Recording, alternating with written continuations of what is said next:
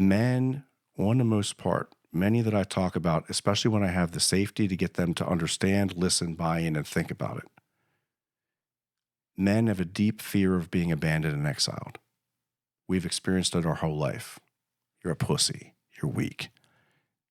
You're a liability. You're not good at it. Whatever it may be. You look weak.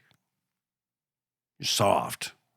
And there's other things like, hey, you're a jerk. You're dumb. I don't like talking to you. It doesn't matter what it is.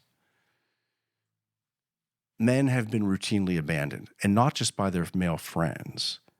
Men have been routinely abandoned in situations where they thought that women were going to uphold a promise, or whoever they thought that they loved was going to uphold a promise that was then not upheld. Oftentimes, and I would say almost every time, men have experienced that moment of vulnerability that you allowed to show, that chink in your armor, if you will, is almost always brought up from long ago, or however many times it may be, to suggest that that's why you weren't worthy to stay in the group or continue to be allowed as part of the group or not to be abandoned, right?